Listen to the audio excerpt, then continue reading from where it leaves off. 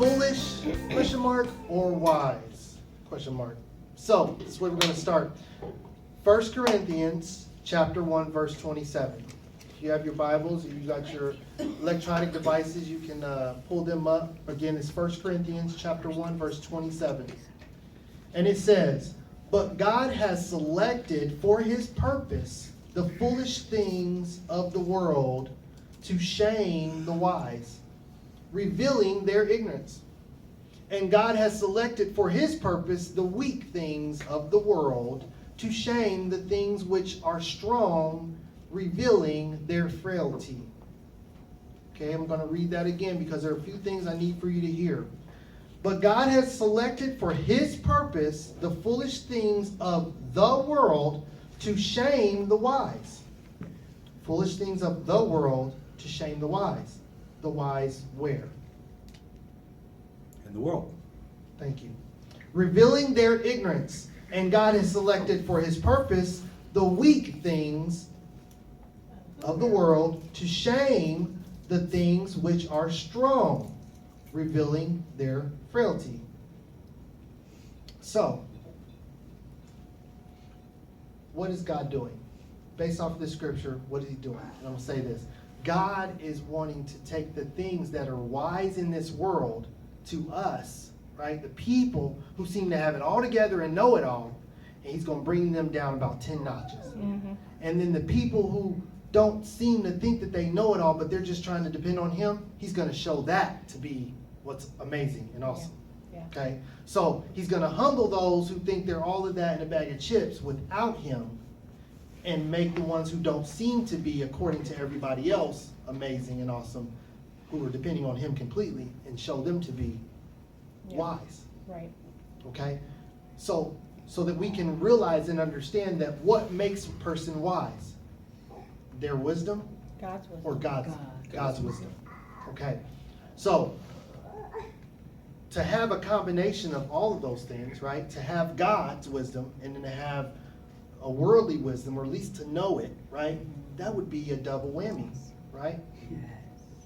So, I'm going to continue on next verse. This is Proverbs chapter 9, verse 6. Proverbs chapter 9, verse 6. It says, "Leave behind your foolishness and the foolish and live." Leave behind your foolishness and the foolish and live. "And walk in the way of insight and understanding." So, once you've been humbled, once you've been shown that you are not as smart as you are, leave behind the foolish and then begin to walk in the way of insight and understanding. Okay? So, today I have a title of Foolish or Wise. Which one are we? Which one are you? And where does your wisdom lie? What's your source? Because if you have the wrong source, then are you really wise or are you a fool? So you better be careful. That's why I put it. Foolish, question mark, or wise, question mark.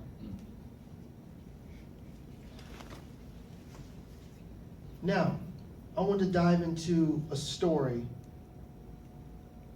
that has been it's just been close to my heart all while I was growing up. There were a few things in the Bible that really stuck out to me, and I've just really revisited time and time again. One is the story of David. I have taken so much from the story of David. I've grown so much from the story of David. And then the other one was, and I don't know if somebody had preached this or spoke about it, but then I had a revelation of it myself that was just so wonderful. And it helped me to be who I am in so many different areas. And that's the story of Daniel. Daniel and his 3 friends. All right? So, we're going to go to Daniel chapter 1, and we're going to start at verse 3. All right? And I'm going to read through.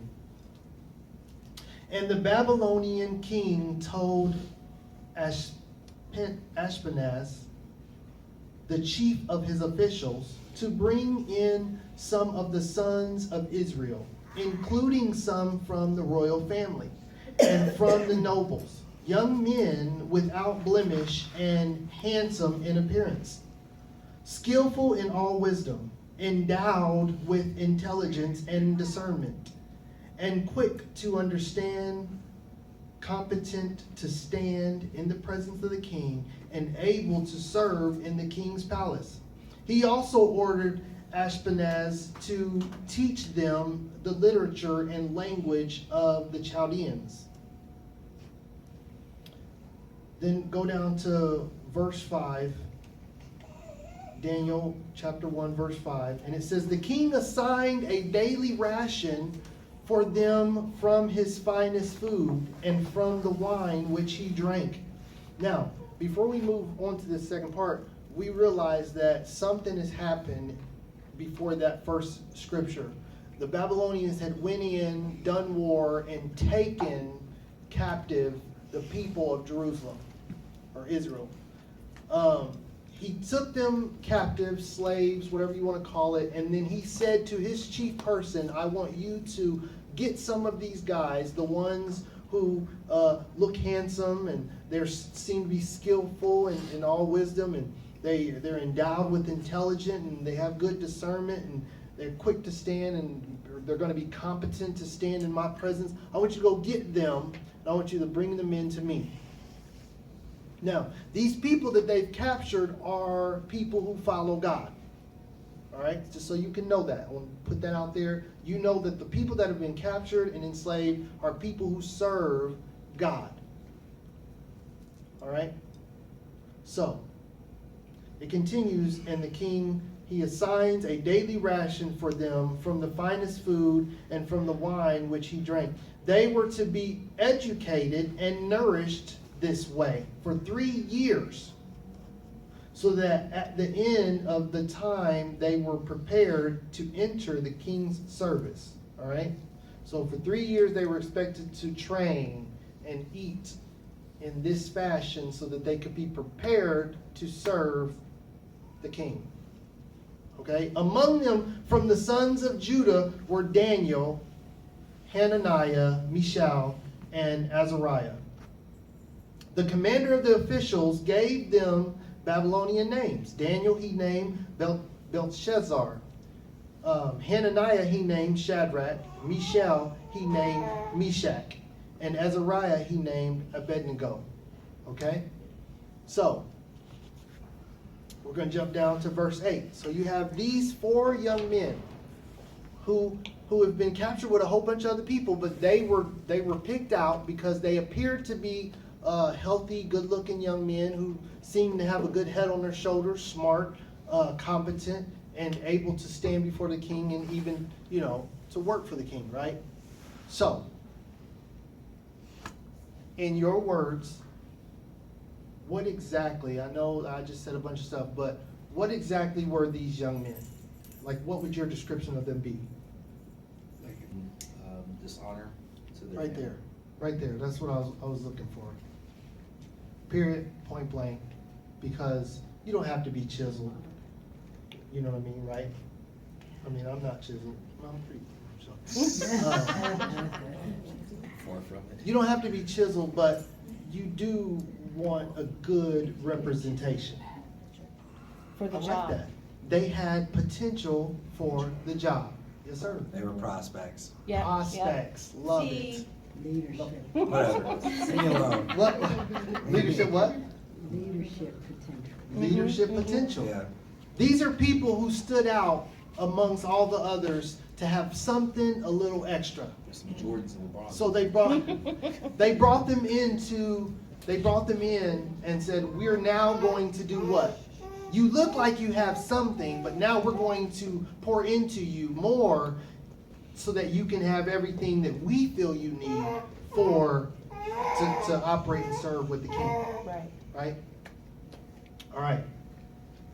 So I'm going to keep going. So the king has decided to give them the finest of food and drink, educate them, preparing them. Then we're going to jump down to verse 8. And something happens here. But Daniel made up his mind that he would not defile, taint, dishonor himself with the king's finest food, or with the wine which the king drank. So he asked the commander of the officials that he might be excused so that he would not defile himself. Pause. I just want to see if anybody else here is going to pick up on what was really important right there. What happened? What did he do?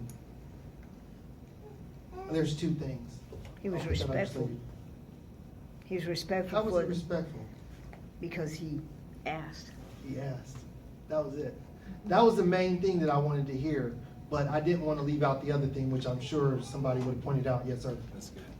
Was that what were you going to I point was out? going in that direction. Okay. Well, the other thing obviously was that he chose, that he made up in his mind that he was. That's the obvious, right? That's the thing that we all would have pointed out. But the thing that I wanted to get to was the fact that he asked to be excused from that. All right. Now we're going somewhere, okay? Like I'm excited about this. All right. But Daniel made up his mind that he would not defile, taint, dishonor himself with the king's finest food or with the drink. So he asked the commander of the officials that he might be excused so that he would not defile himself. Now, God granted Daniel favor.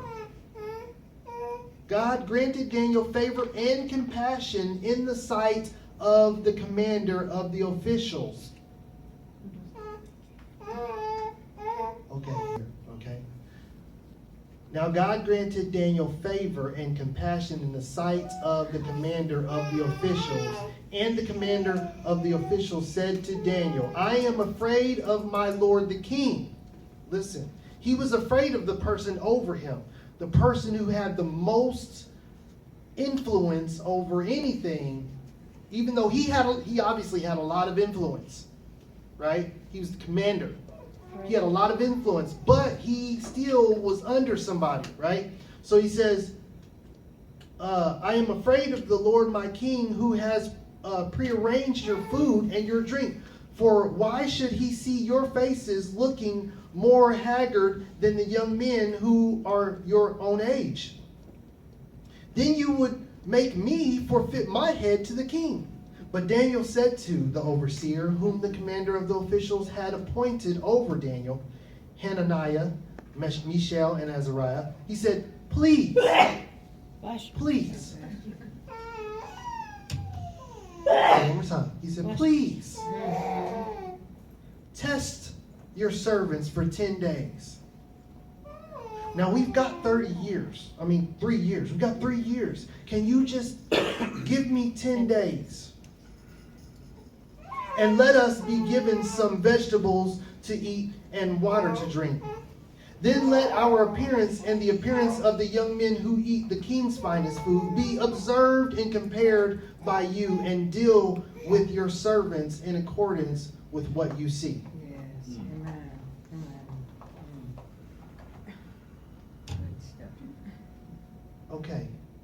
Now, we're talking about servants. We're talking about slaves. We're talking about captives. We're talking about harsher conditions overall, right? They really don't have a choice. Now, I want that to be understood. They don't really have a choice, but Daniel he's doing something here.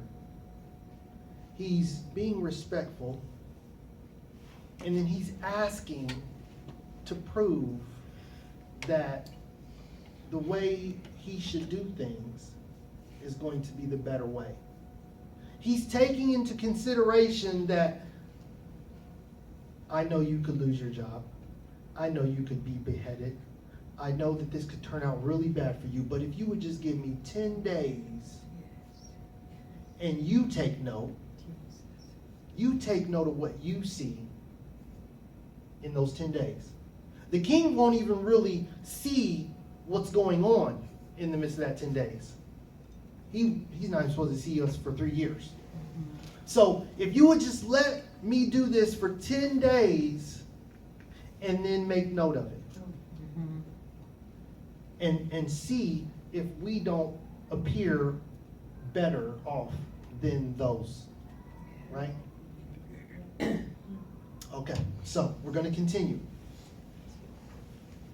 Daniel says, at the end of 10 days, this is verse 15, I apologize. Chapter 1, verse 15. At the end of 10 days, it seemed that they were looking better and healthier than all the young men who ate the king's finest foods. So the overseer continued to withhold their fine food and the wine they were to drink, and kept giving them vegetables. As for these young men, God gave them knowledge and skill in all kinds of literature and wisdom. Pause. Jesus. I can only guess in the world that we live in today that there are all this good food, all this good stuff that's being passed down in order for these people to eat. And this guy who's watching over them is keeping it aside. I just want to guess. I'm just guessing, right? I bet he was keeping that stuff. You know what I mean? He's like, whatever, dude. Like, it's working. You're looking good. I'm going to keep it. I'm going to keep it aside. Okay?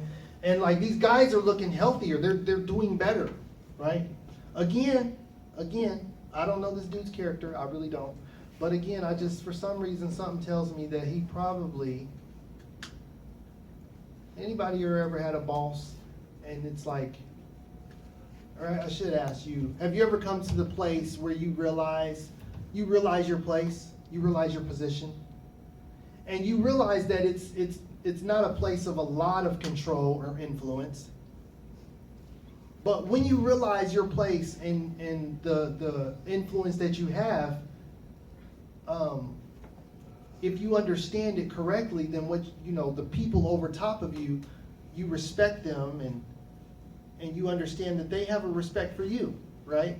Even though you don't have any reign or control over anything, but you you see that they respect you.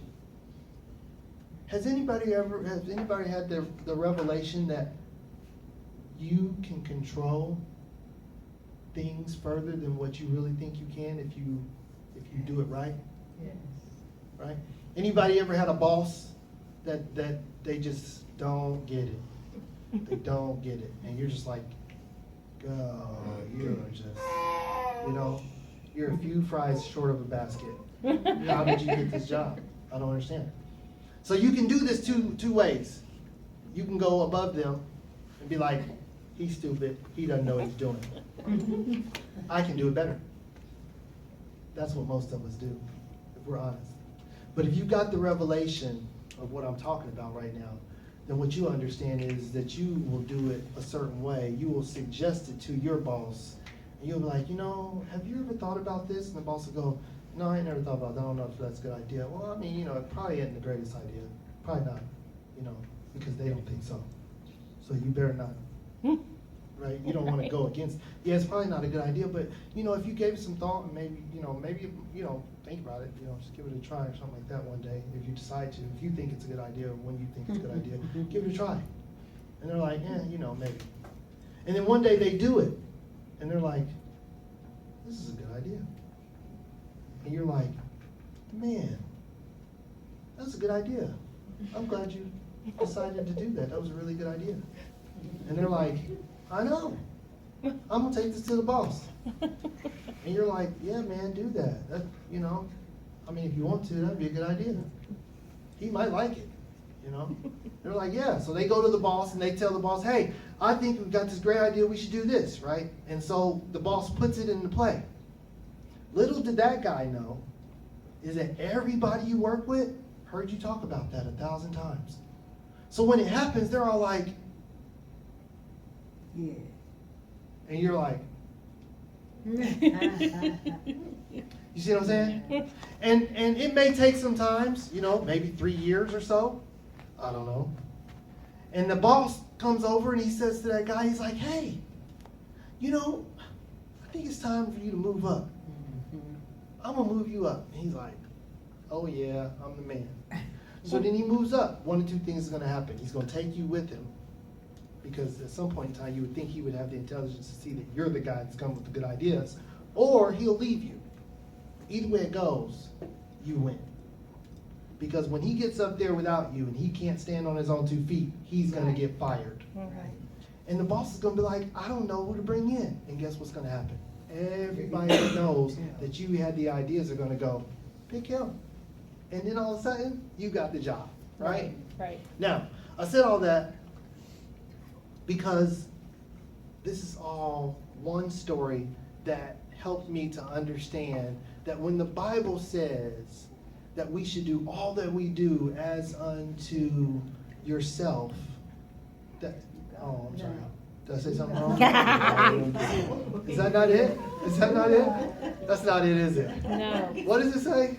unto God. Do all Everything things as unto unto God. God, Mhm. then you're going to succeed. There's going to be favor, kind of like here with Daniel, right? Daniel said, "Hey, can I ask you a question, please, sir? I don't mean to be disrespectful. I just was wondering if you could please, just for 10 days, allow us to eat the way we're supposed to, and the way that we should, according to our God." Now, he didn't say all that, right? He just said, could you just allow us to eat this way? And I promise that you'll see a difference between us and them. And then when he said, and then when you see that happen, if it works, then keep doing it. If not, go back to, we'll do what you told us to do. And then, but then if you look at it, it says, he went and he did it. At the end of 10 days, it seemed that they were looking better, healthier than all the young men who ate the king's finest food. So the overseer continued, and then it skipped down and says, as for these 4 young men, God gave them knowledge and skill in all kinds of literature and wisdom. Remember, that's what everybody's doing. Everybody is studying and being poured into for 3 years. But for these 3 years, something happened. These 4 young men were healthier. They became smarter. They learned faster. They increased more than anybody else in those 3 years. So I'm going to continue. Where was that? Literature. Daniel also understood all kinds of visions and dreams. At the end of the time set by the king to bring all the young men in before him, the commander of the officials presented them to Nebuchadnezzar. The king spoke with them, and among them all, not one was found like Daniel, Hananiah, Mishael, and Azariah. So they were selected and assigned to stand before the king and enter his personal service. Now I'm telling you what, that commander, you did a good job. You bought me the best of the best. You poured into these men for 3 years, and these 4 men right here, you get a commendation. And Daniel's sitting there like, and guess what else? Guess what Daniel did? Do you know what Daniel did? He created a friend. Do you know that? I mean, this guy ain't a dummy. Some of those dummies aren't complete dummies. You know what I'm saying? Like, some of them realize, and sometimes they're not dummies at all, right? Sometimes they're smart, and they realize, right? A good leader sees a leader. A really good leader might see a leader that's better than him. Right. A great leader will take a leader that's better than him and push him up. That's Okay? Now, this guy is the man. He is a friend. Already, he has kind of went to bat for them, did he not? He put his neck on the line for them, but only for 10 days, right? That really was his head on. That was nothing. You know, that would be kind of like you being at work and you say to your boss, you know, you guys got 30 days to get something done. You like, hey, just give me 3 days to really work this. And if it don't work, we'll trash it and keep moving forward, right? And they're like, we're going to lose 3 days. I promise you. Matter of fact, what I'm going to do is I'm going to work this side a little bit, but I'm going to work this too. And whichever one comes out better, then we'll go with that from there on forward. And they're like, okay, no problem. You know, he's not worried about it. Ain't nobody going to see nothing because you're still getting his work done too. You see what I'm saying? You just got to be smart about what you're doing.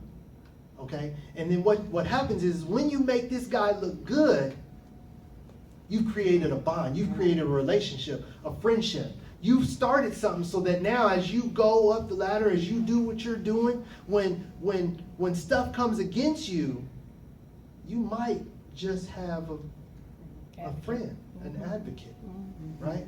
Maybe not strong, but you might just run a little interference for you. Not a lot. You can't depend on that, right? You're a slave. You're nobody.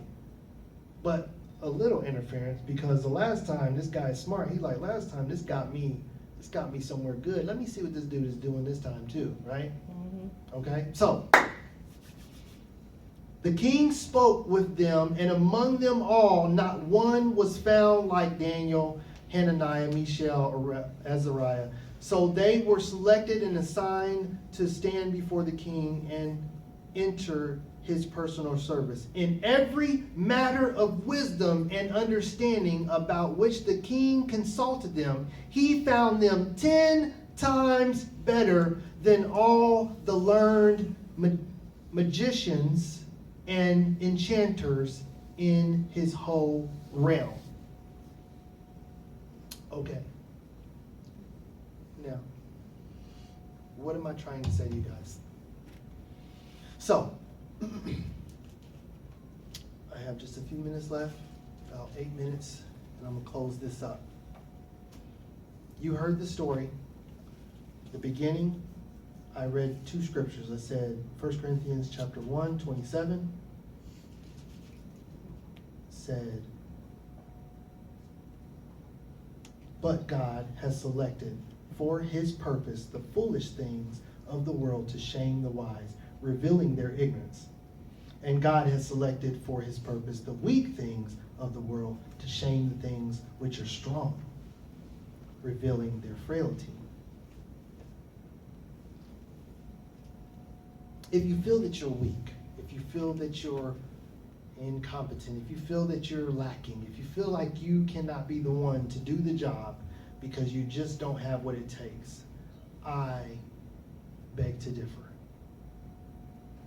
I ask you, are you foolish or are you wise? Will you be foolish or will you be wise? Will you be looked at as foolish or will you be looked at as wise? Will you be known as foolish or will you be known as wise? How does God see you? Right. Okay?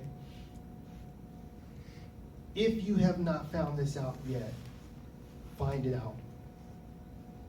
If you have, leave the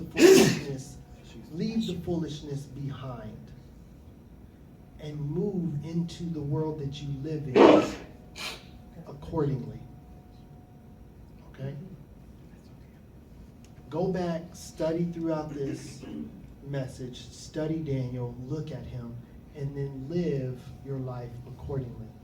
Each one of us has a job. Okay? Each one of us might be a part of a group or an organization or club or whatever it might be. And you may feel insignificant, not mattering, not anybody wanting to hear what you have to say. You may feel that way. But what I need you to know is that if you love and serve God, you are none of those things. Okay? And the way you're going to show that is by applying yourself accordingly. Meaning, know what God says. Know who he says you are and operate accordingly. What do I mean? The word says that I can do all things through Christ who strengthens me. Right. If that's true, then I can do all things through Christ who Right. strengthens me. Right. then I need to operate accordingly. Yeah. If that's true, and it says that he will give me favor in the eyes of men because I have favor in his eyes, then I need to operate accordingly. Walk in it. Talk that way. Okay? Go about your daily job that way. If the Bible says that you should do all things as unto him, not as unto your boss. Well, why not, Dwayne? My boss is the one that, no. No. Because your boss might cut corners. Wait, so you're telling me you want me not to cut corners? Yep. Don't cut corners. But my boss said that we don't have to do it this way. Well, you do it the way the boss says do it, but then maybe suggest, could we maybe possibly do it this way? It might work better. But please know that you better know that for sure that it's going to work better. You know what I mean? Like, again, okay, let me make this clear. I always assume that everybody knows that I'm saying we're doing things according to God's will, right? But I don't want to assume that. I want you to be doing it as according to God's will, right? So, I'll just take Janae. Janae works at Target. Janae goes in and Target says, I want you to do things A, B, and C. So she goes in to do things A, B, and C, and she realizes there's a flaw in B and it can be done better. But the only way she realizes that because when she goes to work, Janae prays. Janae's doing her little work and she's working and she's like, God, I just want to be better. I want to be the best that you can make me be. I want to do this job according to what it is you called me to do it. And she realizes there's a flaw in B. And the reason there's a flaw in B is because her direct supervisor decided he's going to cut corners. But she knows that the boss over him doesn't want corners cut. So then Janae says, I don't want to cut corners because that's not what my boss wants. And that's not really what's good. So then what Janae does is Janae works double hard to make sure that the corners don't have to be cut. Because typically when corners are cut, it's because people need more time or they're lazy or whatever. You following me? So Janae doesn't cut corners. Her supervisor, direct supervisor comes to her and says, what are you doing? And she's like, well, I know they're supposed to be doing this way. Yeah, but you're going to kill yourself. And that's just unnecessary. You could just cut the corners a little bit, do this, and I understand, but I just figure if we do it this way, you know, I don't mind. I don't mind doing it this way. Whatever, do what you do. So then she's doing it her way, and then here comes the direct boss's boss come down, and he's like, wow, you guys' area seems to be the best area every quarter. We look, you guys are getting the best numbers.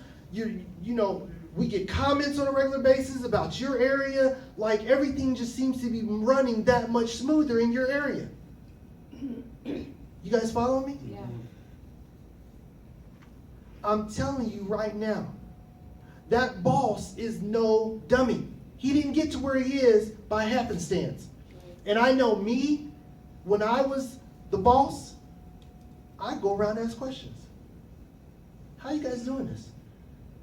How's it getting done? What are you doing?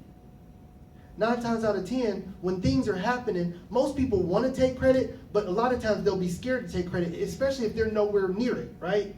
So they're like, I don't know. Another guy's like, well, I mean, you know, I don't know. So the boss says, well, who works in this area? Well, I know Janae does. So then the boss goes to the person. He's like, man, so all this work's been getting done. Who's working in this area? Oh, Janae is. So now the boss knows exactly who's doing this work. What's the boss going to do? Might go and talk to Janae. Janae, so what are you doing? Tell me what you're doing. Tell me how you're doing this. Janae don't have to throw her boss under the bus. I've been just really doing whatever I had to do, take care, make sure everything got done. Huh, that's really cool. That person may not yank Janae up three levels. No.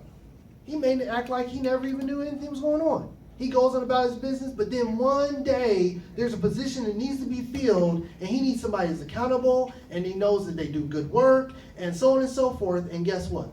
Who's he looking at? Jeanne. Now, everything that I'm saying, I could use myself, but I don't always like to use myself because I want to, I want to spread the love, right? I want people to know that there are other people out there who have the same capability and possibilities. But I'm going to tell you this story just so that you can know I'm not talking out of the side of my neck. I'm speaking from experience. I worked at Sears in the electronics department. I went in under people who had been there for like 6 and 7 years, okay? I went in and I was pushing, I was selling stuff. This is when commission still was earned for selling, right? And I had got to the point where I was like the 3rd best seller in that department. There was only 2 people over me. One was my friend who got me the job. Her name was Leslie. Leslie was the top seller out of anybody. I don't know how she did it. Actually, I do. Just because she loved God and she, she lived for God. She just did. Okay? And then there was this guy under her named Mike, and Mike was a little scandalous. You know what I mean? That's how he did his thing, right? She kind of had the good versus evil, you know what I mean? But that was their domain, and I really couldn't seem to break over. I just don't know if I was close enough to God to get where Leslie was, and I definitely wasn't fishy enough to bump him out of his spot, right? So I just kind of stayed there, but I was pumping out the work. You know what I mean? I worked the hours, I came in, I would fluctuate up and down in between them, but never really bumping either one of them out of the spot. And then all of a sudden they decided to build a whole new category to Sears. Okay? How many people go to Sears in Fairfield Mall? Okay? You ever went in there and see that whole section of the store that looks different than the rest of the store? It's called Land's End. Everybody? Okay. Yeah. That didn't used to be there. The whole store was Sears. No Land's End. Okay? And then they decided, they purchased Land's End. And they're like, we're going to put a Land's End shop inside Sears. So it was a store within a store. And they're like, we need somebody to run it. Leslie was like, Dwayne, why don't you go apply for that? And I was like, Leslie, no, I don't think so. She was like, you got management experience though, don't you? I was like, no, I was a training manager, so, yeah, and that was at a warehouse, so no, I don't think so. And she was like, but Dwayne, I was like, yeah, Leslie, no, I don't think so. I just don't, I didn't want, I don't do well with rejection at the time. I didn't. Nowadays, I don't really care. But at the time, I didn't do very well with rejection. So I was like, I don't know. And she was like, Dwayne, what could it hurt? Just give it a go. So I was like, all right, Leslie, I'll do it. So I applied. Now, Leslie applied, and I found out, I was like, Leslie, why would you tell me to apply? You applied. What the? And she was like, yeah, I know, but somebody told me I should apply too. And I was like, that's just stupid. Now, I'm really not going to get the job, Leslie. So I was just like, what the heck? So she applied, Mike applied. I knew some other people throughout the store who had applied. I had only been there for about 5-6 months, I think. Yeah. 4 months, 5 months. I hadn't been there long, okay? So within 5 months, I had moved up in my sales. I became one of the best sales, all this stuff like that. And then the list was posted. This is who got the new jobs. Dwayne Grant, department manager. So-and-so got the lead. Now, the so-and-so who got the lead position under me, she was the department lead upstairs over all the software stuff, the clothes. She was over all of that, and she got put under me. So she was like, "No, thank you. I don't want that job. I'll keep mine." You know what I mean? Because she still was a level under me, but like right there. You know what I'm saying? But the point I'm making is that a position was created in this place, and it was given to somebody who had only been there for 5 months. Do you know why? God's favor. And the fact that I went in doing all that I knew that I could do as under God, right?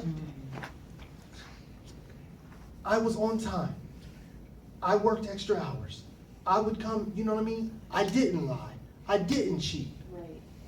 You know, so that when my customers would come in, they would be like, man, I'm coming back here, because when I went over to Best Buy, it was like they were trying to sell me everything. Or I would get recommendations and comments. You know, this guy right here is like great. That other guy though, he was a little fishy. So I moved up and I got a position right under the king, so to speak. And then guess what? Something else went crazy. The store manager was a direct, Sears had a district manager, and Lands' End had a district manager.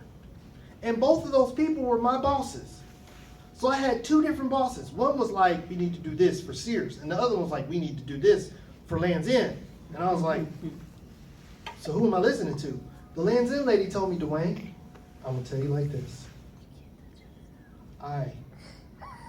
She said, you're going to end up losing your job. And I was like, what? She was like, I'm serious. I hate to tell you this, but you're going to end up losing your job because we're not going to get along. Meaning, the two bosses weren't going to get along, so I was going to be the one to lose my job. And she's like, only reason I'm saying that to you is I want to be honest that if you don't do what I need you to do, then I'm going to have to find somebody that will. And they're probably going to say the same thing. And I was like, that's not going to work.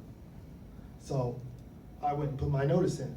After a year being there, we got the whole shop set up. We went and helped other people train. We went and set up other shops. We did all this stuff, and I was like, I'm putting in my notice. The store manager, the guy that was directly above me, he brought me in the office with all the other management. You know what I mean? Like, there's like the store manager and there's department managers, and I was considered a department manager, right? Not a lead, department manager. And all of them brought me in the office, and they were like, Dwayne, what are you doing? Don't leave. You were made for this. Like, you can do, like, you're gonna. And I was like, nah, I'm good. I was like, I really appreciate it. I was like, but I don't think I want to end up like all you guys. And they were like, huh? I was like, no disrespect, honestly. I was like, but Ed, you're completely stressed out. And, you know, you have a lot going on at home. I was like, and all of you guys are really stressed out because you guys are constantly trying to please somebody that don't even know what they want. I was like, and I just don't want that in my life. You know what I mean? And they were like, Dwayne, please don't do this. I mean, they were begging me not to leave. Not for my sake. I've only been there for a year. You know what I'm saying? They're begging me not to leave because they thought I was that great. It's not because I'm that great, guys. Right? It's because of God. It's because of the favor that God had given me in these people's eyesight. Right. But I went on ahead and left. And I have you know that there were some things, you know, the district manager at the Lands' End, she quit just 6 months after I did. And I think it was 2 years after he left. You see what I'm saying? Yeah.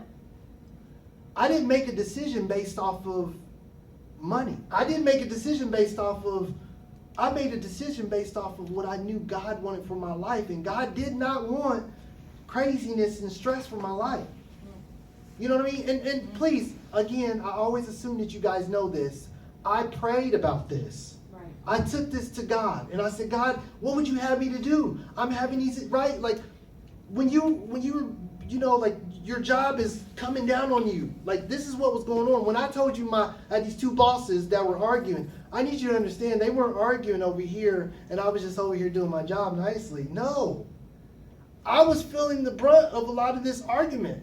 They were literally coming saying, I need the racks 8 inches apart. And she was like, no, I need them 2 feet apart or whatever, 10 feet apart, you know, because we're not Sears, we're Lands' End. I need for people to do a walkthrough. I'm going to feel comfortable. You know, we want a higher level of experience.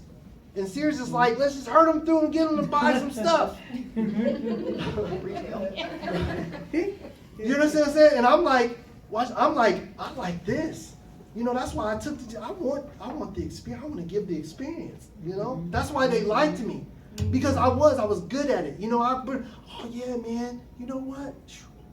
You need a suit? I did this. It was really cool. I was like, you need a suit? You know, you graduated college, you need your first suit for your job? I was like, come on over here, man. Let me show you. I'm gonna get you hooked up, you know? Guy was like, oh wow, I'm gonna get this tie. I was like, no, you don't want that tie. You want this tie. Look at that. He's like, oh, I do. This is nice. You know what I mean? That special treatment. So when they're like, you know, you need to, I'm like, no. I was like, I gotta step aside. You see what I'm saying? Guys,